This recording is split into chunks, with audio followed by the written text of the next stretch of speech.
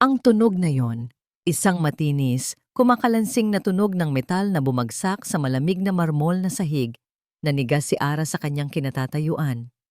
Naramdaman niya ang biglaang panlalamig ng dugo sa kanyang mga ugat, mas malamig pa sa hangin mula sa aircon ng mansyon. Sa mansyon ng mga Ramirez, ang katahimikan ay ginto. Ang bawat galaw ay dapat maingat, at ang tunog na iyon ang tunog ng isang sakuna. Dahan-dahan niyang ibinaling ang kanyang tingin sa sahig. At doon, sa paanan ng kanyang ina, nakakalat ang mga piraso ng kumikinang na ginto. Basag. Wasak. Ang painetang ginto ng mga devila. Nena, anak! Bulong ng matanda. Ang mga mata ay blangko. Nakatingin sa isang mundong siya lang ang nakakakita. Ang ganda ng tugtog. Para sa iyo, anak. Si Nanay Nena, ang kanyang mahal na ina. Nakaupo ito sa gilid ng malaking kama, suot ang damit na ipinahiram lang sa kanila.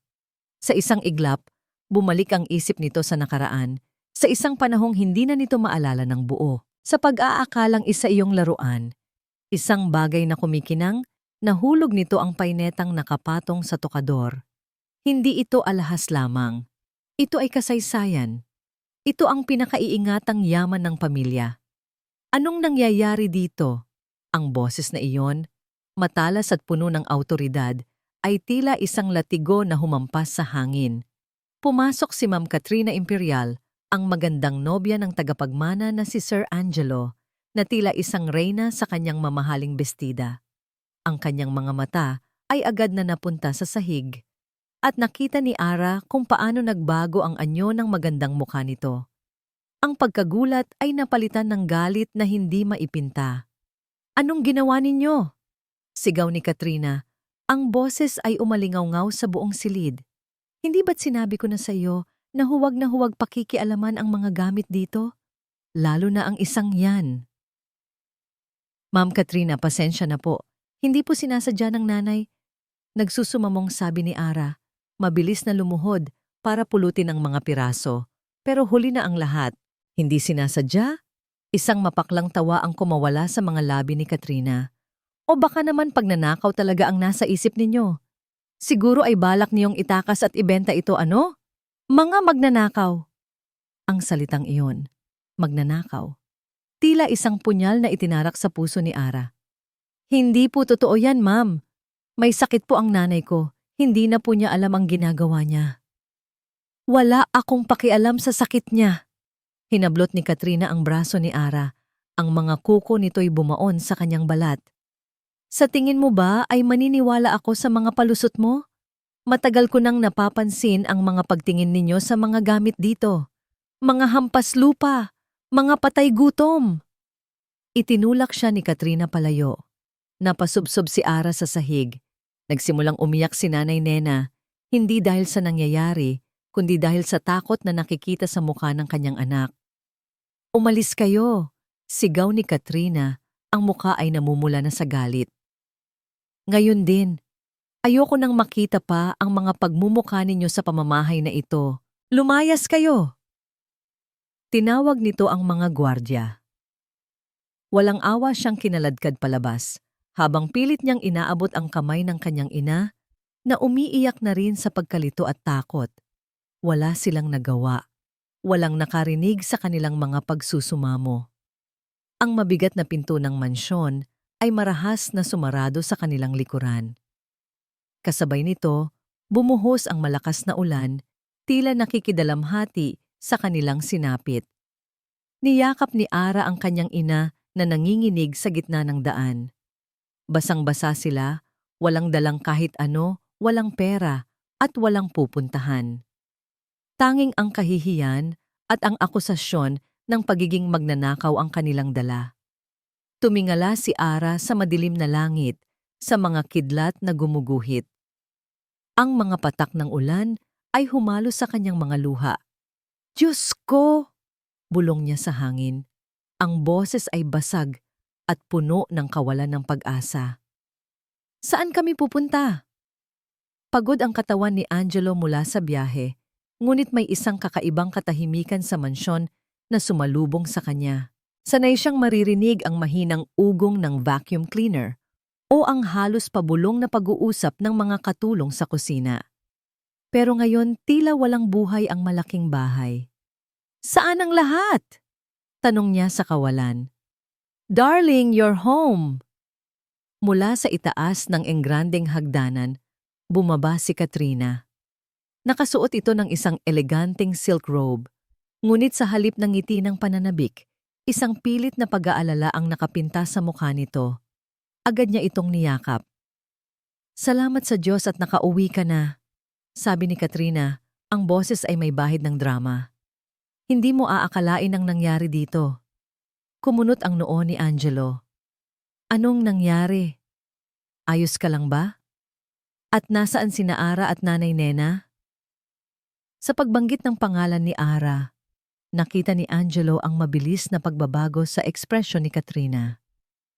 Isang malamig na kislap ang dumaan sa mga mata nito bago ito muling nagpanggap na biktima. "Iyon na nga, Angelo. Wala na sila." "Anong ibig mong sabihin na wala na sila? Nagpaalam ba sila?" Huminga ng malalim si Katrina. "Pinagnakawan nila tayo, Angelo. Ninakaw nila ang paineta ni Mama." Natigilan si Angelo. Ang paineta, ang pamana ng kanyang lola. "Imposible, hindi magagawa ni Ara yon."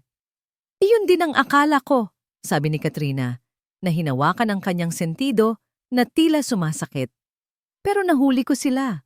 Nakita ng dalawang mata ko. Itinanggi pa niya, pero nahulog ng nanay niyang ulyanin ng paineta. Basag na basag. At nang sinubukan ko silang pigilan, itinulak nila ako at tumakas." Mayroong mali. Mayroong mali sa kwento ni Katrina. Kilala niya si Ara. Mahigit 2 taon na itong nagsisilbi sa kanila. Nakikita niya kung paano nito alagaan si Nanay Nena, kung gaano ito katapat sa trabaho. Hindi ito magnanakaw. Tiningnan ni Angelo ang mga mata ni Katrina. Naghihintay siyang makakita ng mga luha, ng tunay na sakit sa pagkawala ng isang mahalagang bagay. Pero wala. Ang nakikita niya ay galit at isang tila kasiyahan. "Nasaan ang paineta?" mahinang tanong niya. Itinuro ni Katrina ang isang maliit na dustpan sa gilid. "Ayan, ang mga piraso ng natira sa pagnanakaw nila." Hindi niya pinansin si Katrina. Lumuhod si Angelo at tiningnan ang mga piraso ng ginto. Ang disenyo, ang mga maliliit na perlas na nakapalibot dito, wasak. Nakaramdam siya ng isang kakaibang lungkot, isang panghihinayang na hindi niya maipaliwanag. Hindi ito tungkol sa halaga ng paineta, kundi sa kasaysayang winasak nito. Kinuha niya ang kahon na lalagyan nito. Isang antigong kahon na yari sa kahoy na may nakaukit na bulaklak. Dito dapat nakalagay ang paineta. Dito sa loob ng silid ng kanyang ina. Habang maingat niyang ibinabalik ang bawat basag na piraso sa loob ng kahon, may napansin siyang kakaiba. Isang siwang sa ilalim na tila hindi dapat naroon. Gamit ang kanyang daliri, marahan niya itong ginalaw. Isang maliit na click ang kanyang narinig, isang lihim na kompartimento. Sa loob, nakatago ang isang maliit at natuping panyo. Luma na ito, maninilaw na ang kulay, ngunit buo pa rin. At sa sulok nito, mayroong burda, isang letrang A. Biglang may naalala si Angelo. Ang kahon na ito. Hindi lang ito basta lalagyan, isa itong music box. Ang paboritong music box ng kanyang tia Amalia, ang kapatid ng kanyang ama na matagal nang pumanaw. Hinawakan niya ang panyo. Mayroon itong bahagyang amoy ng lumang pabango, isang amoy na tila pamilyar mula sa kanyang malayong kamusmusan. Ang lahat ng sinabi ni Katrina ay biglang naglaho sa kanyang isipan. Ang kwento ng pagnanakaw, ang pagtakas, ang lahat ay tila hindi na mahalaga. Isang tanong lang ang umikot-ikot sa kanyang utak, mas malakas pa sa lahat ng ingay at akusasyon. Bakit narito ang panyo ni Tia Amalia? Kinabukasan, sa hapagkainan, ang katahimikan ay tila isang makapal na pader sa pagitan nila ni Katrina. Ang tanging maririnig ay ang mahinang kalansing ng kanilang mga kubyertos sa mamahaling plato. Hindi ka ba natutuwa, Angelo? Wala na ang problema. Basag ni Katrina sa katahimikan habang naglalagay ng jam sa kanyang tinapay. Itinigil ni Angelo ang pag-inom ng kape. Problema ba ang tingin mo sa kanila, Katrina? Of course, sagot nito. Hindi man lang tumitingin sa kanya. They were thieves. Dapat nga ay ipinakulong ko pa sila. Be thankful na pinalayas ko lang. Hindi ako kumbinsido. Sa wakas ay tumingin ito sa kanya. Ang mga mata ay nanlilisik. What are you trying to say? Na sinungaling ako? Ang sinasabi ko lang, kilala ko si Ara. Hindi niya magagawa yon. Hinawakan niya ang kamay nito sa ibabaw ng mesa. Katrina, baka naman nagkamali ka lang ng pagkakaintindi. Baka natakot lang sila kaya sila tumakbo. Marahas na binawi ni Katrina ang kanyang kamay. How dare you? Pagkatapos ng ginawa nila, ako pa ang pagdududahan mo? Ako ang biktima dito, Angelo. Ako. Tumayo ito at iniwan siyang mag-isa sa malaking dining hall. Napabuntong hininga si Angelo. Alam niyang wala siyang makukuhang sagot dito. Ang bawat tanong niya ay sinasagot nito ng panibagong akusasyon. Pumanik siya sa kanyang study, isinara niya ang pinto at kinuha ang kanyang cellphone. May isang tao lang siyang mapagkakatiwalaan. Leo, it's me, sabi niya nang sagutin ang tawag. Sir Angelo, good morning po, sagot ng kanyang tapat na assistant sa kabilang linya.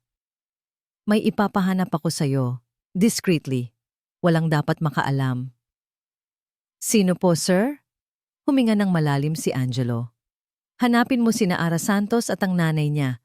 Siguraduhin mong walang makakaalam kahit si Katrina. Masusunod po, sir. At Leo, alamin mo ang lahat.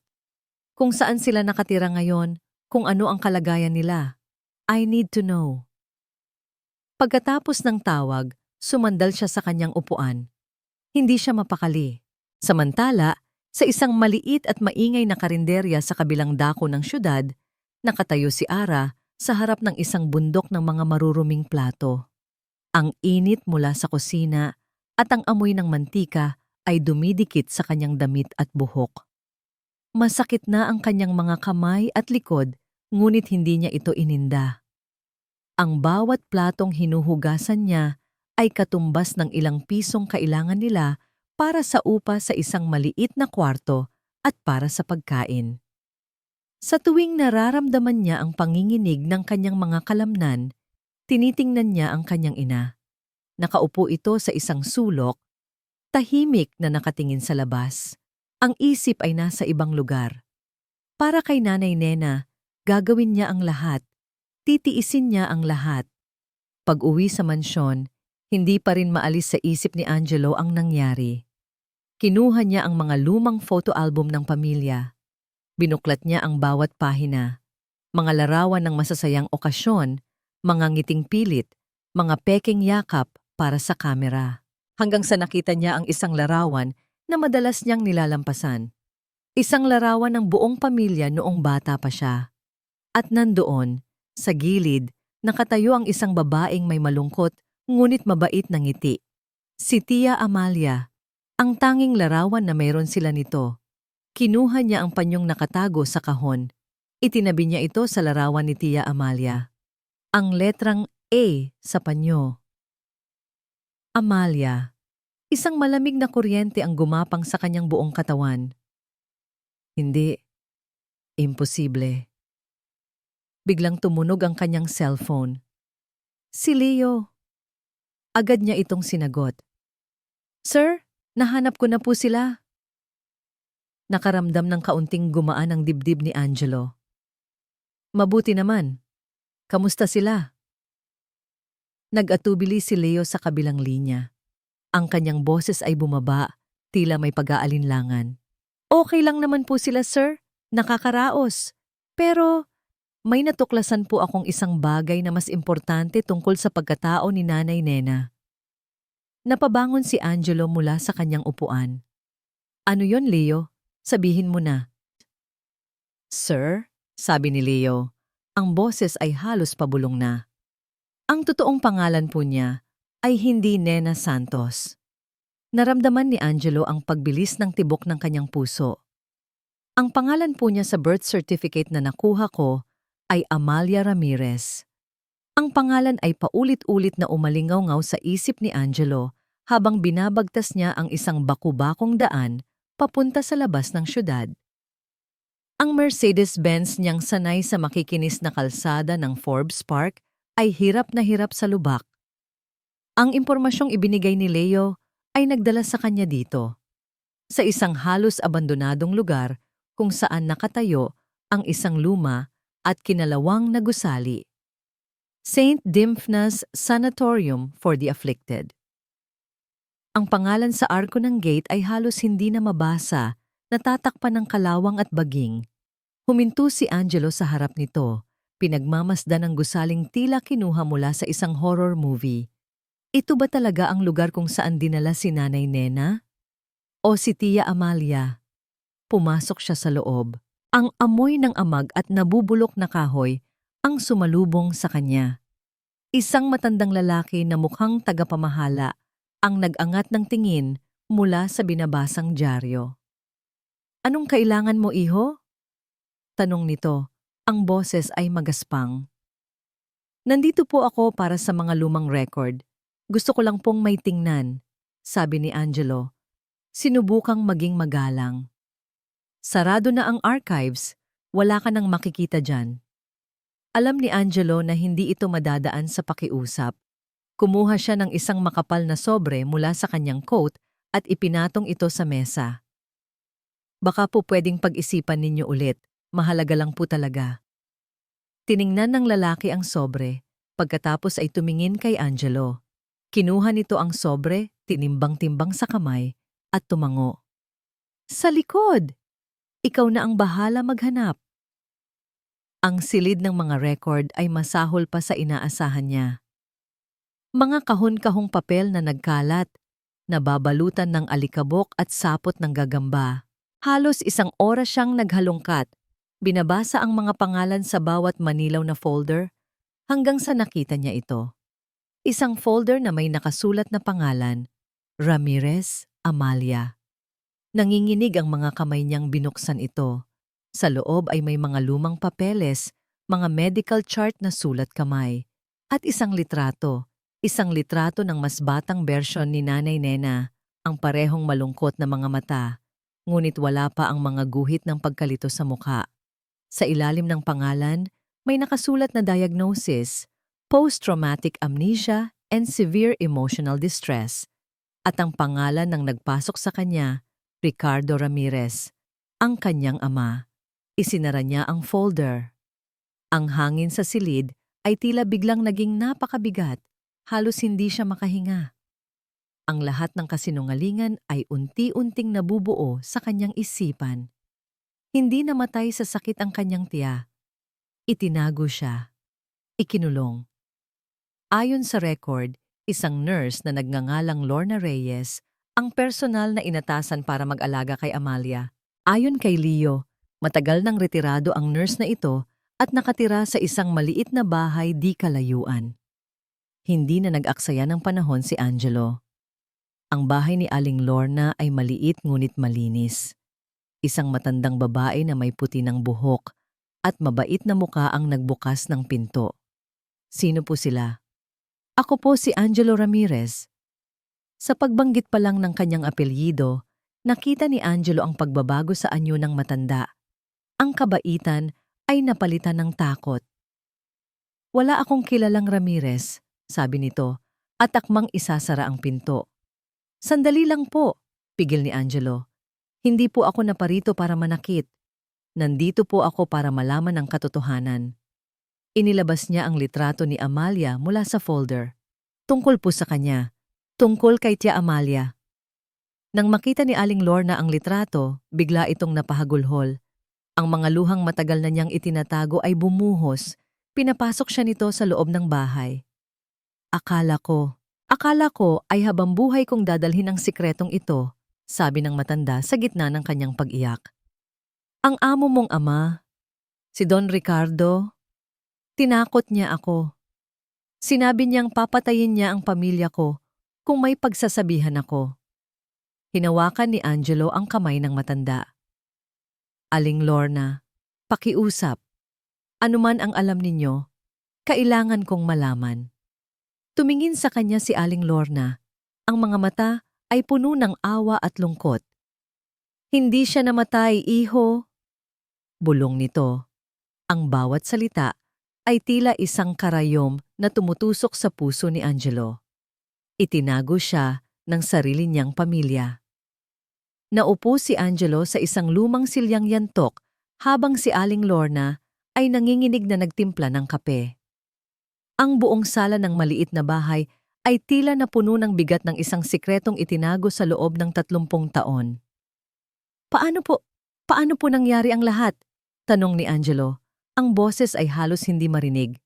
Huminga ng malalim si Aling Lorna bago nagsimulang magkwento. Ang kanyang mga salita ay dahan-dahan, tila inaalala ang bawat masakit na detalye. Si Ma'am Amalia, napakabait na babae, simulan niya. Pero mayroon siyang minamahal na hindi katanggap-tanggap sa pamilya ninyo. Isang simpleng hardinero na nagtatrabaho noon sa mansyon. Ang pangalan niya ay David. Naalala ni Angelo ang mga kwento ng kanyang yaya noon tungkol sa isang hardinero na bigla na lang nawala. Patago silang nagkikita, labis-labis ang pagmamahalan nila. Ang painetang ginto, regalo iyon ni David kay Amalia. Ibinenta niya ang maliit na lupa na pamana sa kanya ng kanyang mga magulang para lang mabili iyon. Napatingin si Angelo sa kawalan. Ang painetang winasak ni Katrina ay hindi lang basta alahas. Isa itong simbolo ng isang ipinagbabawal na pag-ibig. Nagpatuloy si Aling Lorna. Nang malaman ng ama mo, si Don Ricardo, ang tungkol sa kanilang relasyon, nagalit ito ng husto. Isang kahihiyan daw iyon sa pangalan ng mga Ramirez. Ipinagbantaan niya si Amalia na itatakwil siya at sisirain ang buhay ni David. Isang gabi, nagpasya silang tumakas, si Amalia at si David. Pero nalaman ito ng ama mo. Pinuntahan niya sila, nagkaroon ng mainit na pagtatalo. Itinulak ni Don Ricardo si David at sa kasamaang palad, nabagok ang ulo nito sa isang malaking bato. Nanlaki ang mga mata ni Angelo. Patay? Tumango si Aling Lorna habang pinupunasan ang mga luha. Agad na namatay. Nakita ni Ma'am Amalia ang lahat. Ang kanyang pinakamamahal, wala ng buhay sa kanyang harapan, at ang sarili niyang kapatid ang may kagagawan. Parang gumuho ang mundo ni Angelo. Ang kanyang ama, isang mamamatay tao. Dahil sa sobrang trauma at pagkasindak, doon nagsimulang maglaho ang kanyang isipan, sabi ni Aling Lorna. Hindi na siya nagsasalita. Hindi na niya maalala ang sarili niyang pangalan. Para pagtakpan ang krimen at ang kahihiyan, gumawa ng kwento si Don Ricardo. Pinalabas niyang nagkaroon ng malubhang sakit si Amalia at namatay. Ang totoo, dinala niya ito sa sanatorium. At ako ang inutusan niyang magbantay na walang dapat makaalam. Naalala ni Angelo ang panyo. Ang letrang A. Hindi lang iyon para kay Amalia. Iyon ay para kay Amalia at David. Tumayo si Angelo. Isang klase ng galit na hindi niya panaramdaman kailanman ang bumalot sa kanyang buong pagkatao. Galit sa kanyang ama. Galit kay Katrina. Galit sa sarili niya dahil naging bulag siya sa katotohanan. Nagpaalam siya kay Aling Lorna, nangangakong poprotektahan ito. Nagmaneho siya palayo sa lugar na iyon, ngunit hindi pa uwi sa mansyon. Nagmaneho siya papunta sa direksyon ng karinderya na sinabi ni Leo. Mula sa malayo, sa loob ng kanyang kotse, nakita niya sila. Nakita niya si Ara na nagpupunas ng mga mesa, ang muka ay pagod ngunit determinado. Pagkatapos, nakita niya ang kanyang tiya Amalia, nakaupo sa isang bangko, nakatingin sa mga dumadaang sasakyan na may blankong ekspresyon. Ang babaeng dapat ay namumuhay bilang isang prinsesa ay nabubuhay ngayon sa isang karinderya. Isang butil ng luha ang pumatak mula sa mata ni Angelo. Hindi luha ng lungkot, kundi luha ng matinding galit at pagsisisi. Sinuntok niya ang manibela. Muli at muli. Ang tunog ng kanyang kamao laban sa katad ay ang tanging paraan para mailabas ang sakit at galit na sumisikip sa kanyang dibdib. Tumingin siya sa kanila, sa dalawang babaeng sinira ng kanyang pamilya. Itatama ko ang lahat ng ito, Tia Amalia. Bulong niya sa sarili. Ang boses ay puno ng isang bago at mapanganib na determinasyon. Pangako. 1 linggo na ang nakalipas. 1 linggong pagod, puyat, at walang katapusang paghuhugas ng plato. Inipon ni Ara ang lahat ng kanyang kinita, bawat sentimo ay mahalaga. Sapat na siguro ito para sa upa, kung makikiusap lang siya sa may-ari na si Aling Pacing. Isang hapon, habang nagpapahinga sila ni Nanay Nena sa kanilang maliit na kwarto, may kumatok sa pinto. Si Aling Pacing. Huminga ng malalim si Ara, bago buksan ang pinto, inihahanda ang sarili sa pakikiusap. Aling Pacing, magandang hapon po. Pasensya na po, medyo kulang pa po ang... Ano ka ba, Ara? Putol ni Aling Pacing, ngunit wala ang dati nitong pagkasuplada. May hawak itong isang bayong ng prutas. Wala kang dapat ipag-alala sa upa mo. Po? Paano po? Naguguluhang tanong ni Ara. Bayad na. Bayad na ang upa mo para sa 3 buwan. Natigilan si Ara. 3 buwan? Sino po ang nagbayad? Baka po nagkakamali lang kayo. Hindi ako nagkakamali, sabi ng matanda. Isang lalaking naka-Amerikana ang pumunta dito kahapon. Iniabot ang bayad. Sabi tulong daw para sa inyo. Ayaw magpakilala. Hindi makapaniwala si Ara. Sino ang gagawa noon? Wala silang ibang kakilala? Wala silang pamilya? Isang anghel ba ang nagpadala nito? Kinabukasan, isa na namang sorpresa ang dumating. Isang delivery man ang nag-abot sa kanya ng isang malaking kahon. Para po kanino ito? Tanong niya. Para kay Gong Nena Santos.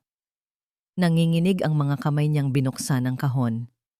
Sa loob, nakasalansan ang mga dekalidad na gamot, bitamina para sa mga nakakatanda, gatas na pampalakas, at maging mga malalambot na biskwit.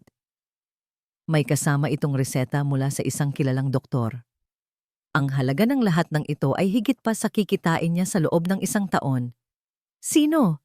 Sino ang tumutulong sa kanila?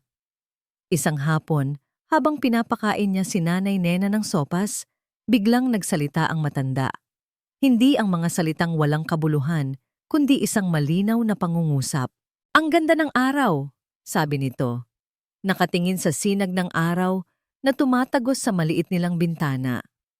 Napahinto si Ara. Nilingon niya ang kanyang ina. Isang maliit na ngiti ang namutawi sa mga labi nito. Isang tunay na ngiti. Dahil sa masustansyang pagkain at tamang gamot, tila nagkakaroon ng mga sandali ng kalinawan ang isip ni Nanay Nena.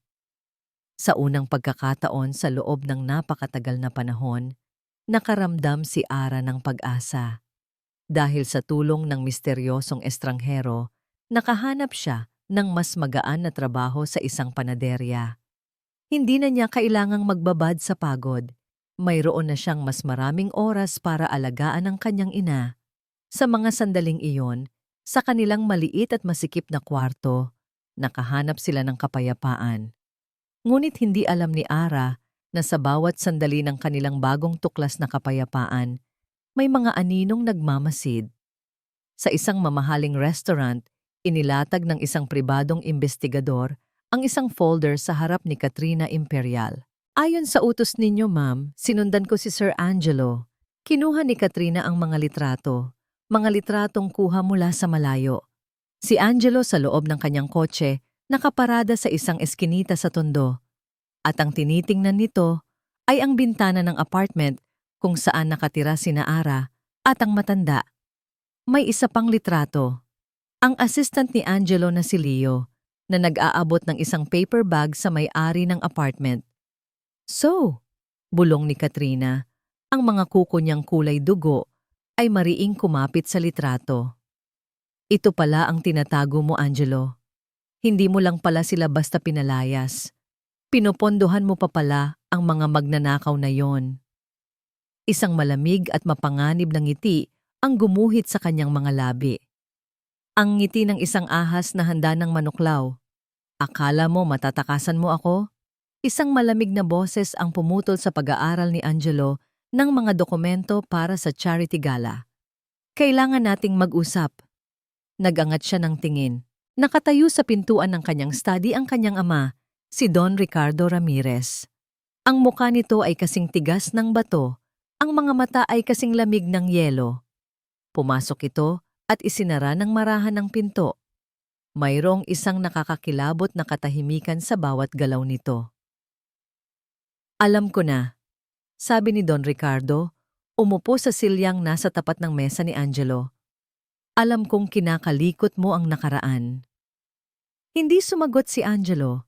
Tinitigan niya lang ang kanyang ama, ang lalaking nagturo sa kanya ng lahat ng bagay tungkol sa negosyo, ngunit naglihim sa kanya ng pinakamahalagang katotohanan. Hihintayin ko pa sanang ikaw mismo ang lumapit sa akin, patuloy ni Don Ricardo. Para ipaliwanag ko sa iyo ang lahat, na ang ginawa ko para sa pamilya, para sa pangalan natin. Pangalan? Isang mapaklang tawa ang kumawala sa bibig ni Angelo. Anong halaga ng pangalan na itinayo sa ibabaw ng kasinungalingan at krimen? Hindi nagbago ang ekspresyon ni Don Ricardo. Wala kang alam sa mga sakripisyo ko. Sakripisyo? Tumayo si Angelo, ang galit ay nagsisimula ng kumulo. Isinakripisyo niyo ang sarili ninyong kapatid. Ikinulong niyo siya na parang hayop at ang lalaking mahal niya, pinatay niyo. Aksidente yon, sigaw ni Don Ricardo. Sa unang pagkakataon ay nagpakita ito ng emosyon. Hindi ko sinasadya, pero tinago niyo. At ginamit niyo ang kapangyarihan niyo para sirain ang buhay ng isang inosenteng babae. Yan ba ang ibig sabihin ng pagiging isang Ramirez? Tumayo rin si Don Ricardo. Nagtitigan sila, hindi bilang mag-ama, kundi bilang dalawang magkaaway. Makinig ka, Angelo? Sabi ni Don Ricardo. Ang boses ay bumalik sa pagiging kalmado at mapanganib. Itigil mo na to. Itigil mo na ang kahibangang ito. Maraming madadamay. Maraming masisira. Ang kumpanya. Ang lahat ng pinaghirapan natin. Wala akong pakialam sa kumpanya. Ganun ba? Isang tila demonyong ngiti ang sumilay sa labi ng kanyang ama. Kung wala kang pakialam sa kumpanya, baka naman may pakialam ka sa dalawang babaeng pinoprotektahan mo. Nanigas si Angelo. Madali lang para sa akin na ipahanap sila, patuloy ni Don Ricardo. At sa isang salita ko lang, pwede silang mawala na parang bula. Sa pagkakataong ito, hindi lang sa isang sanatorium. Baka sa ilalim na ng tulay ng Guadalupe sila pulutin. Naiintindihan mo ba ako, anak? Iyon na. Ang ultimatum. Ang lason na nakabalot sa isang pekeng pagmamahal ng ama. Napaupo si Angelo, ang lakas ay tila biglang hinigop mula sa kanyang katawan. Natalo siya. Sa ngayon. Ano ang gusto niyong mangyari? Tanong niya, ang boses ay pagod at walang buhay. Ituloy mo ang kasal kay Katrina. Kailangan natin ang pamilyang imperial para palakasin ang negosyo. At ituloy mo ang charity gala. Gamitin mo yon para i-anunsyo ang engagement ninyo. Pagkatapos, kalimutan mo na si Amalia. Kalimutan mo na si Ara Santos.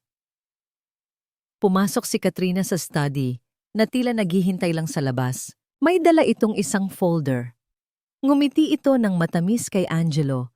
Isang ngiting hindi umaabot sa kanyang mga mata. Darling, buti na lang at nagkausap na kayo ni Dad, sabi nito. Inilapag ang folder sa mesa. Ito na ang mga detalye para sa announcement ng engagement natin sa charity gala. Hindi ka ba masaya? Tiningnan ni Angelo si Katrina. Pagkatapos ay ang kanyang ama. Nakita niya ang kanilang mga totoong kulay. Hindi sila pamilya.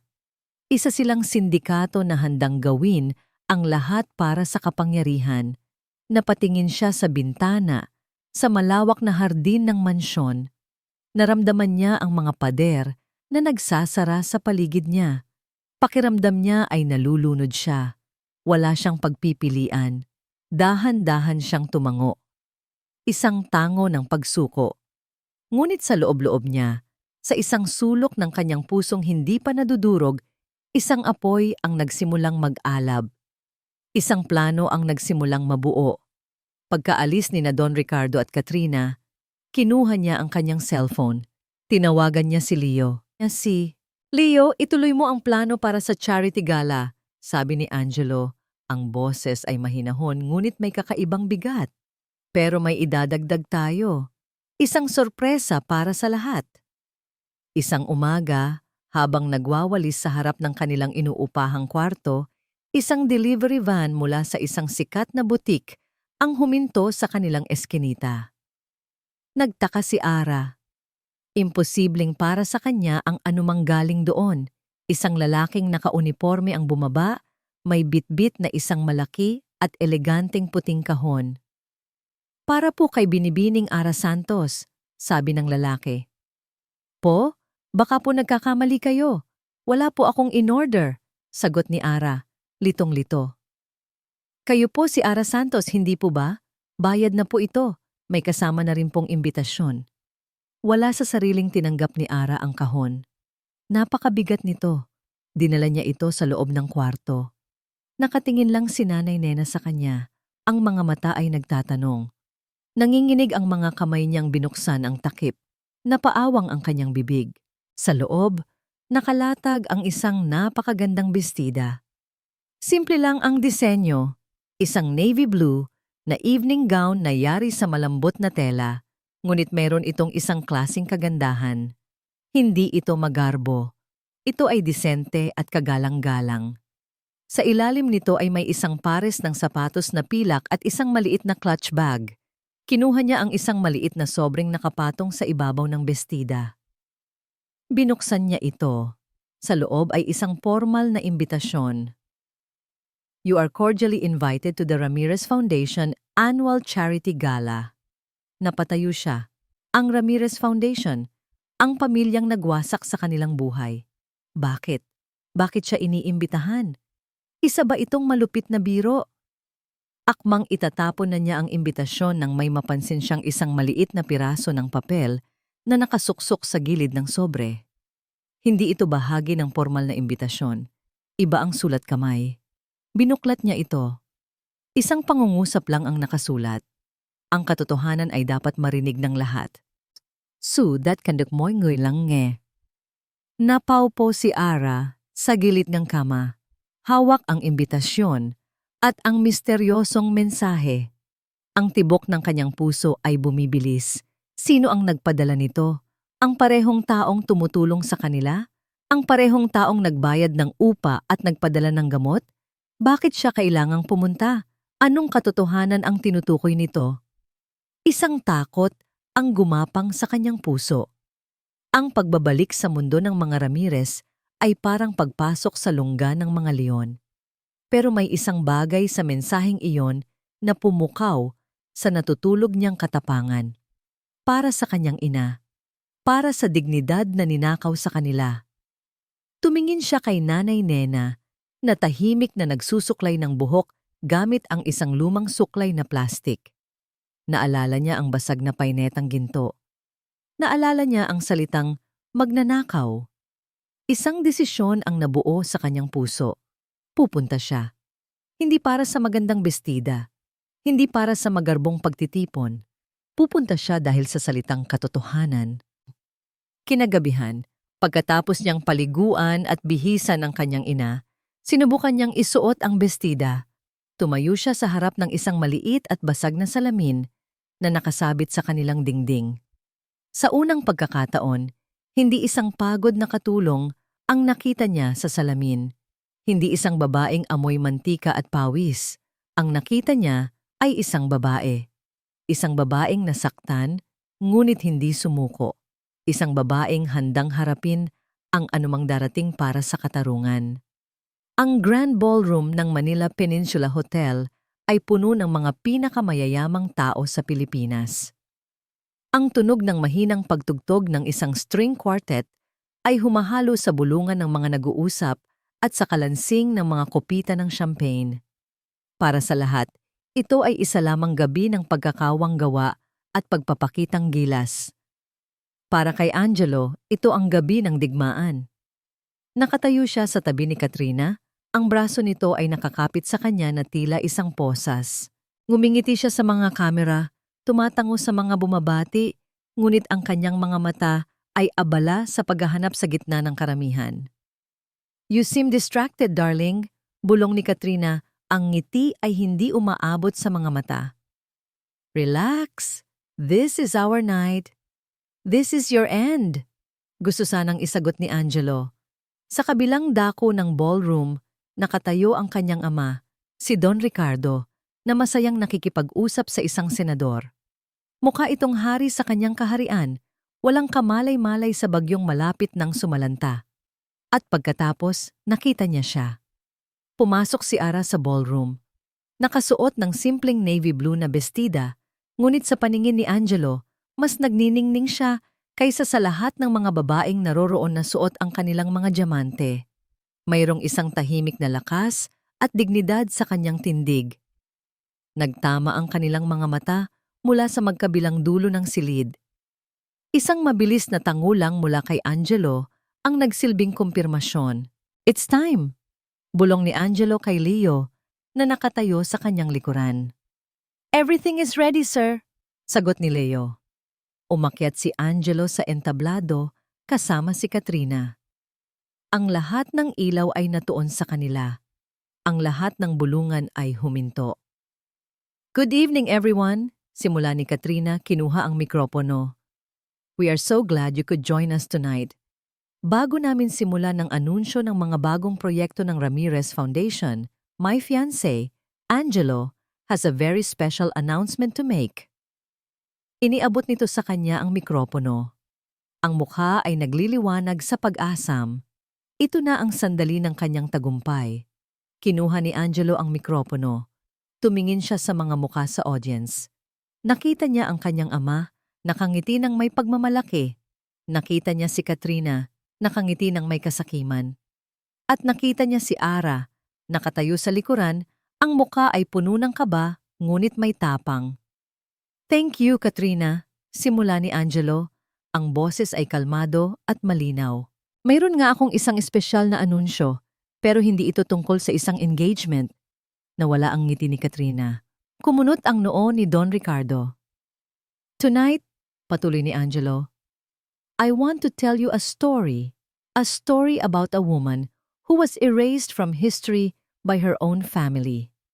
Sa isang senyas niya kay Leo, ang malaking screen sa likod ng entablado na dapat sana ay magpapakita ng mga logo ng sponsor ay biglang umilaw. Isang lumang litrato ang lumitaw. Ang litrato ni Amalia Ramirez noong dalaga pa ito. Isang hininga ng pagkagulat ang kumalat sa buong ballroom.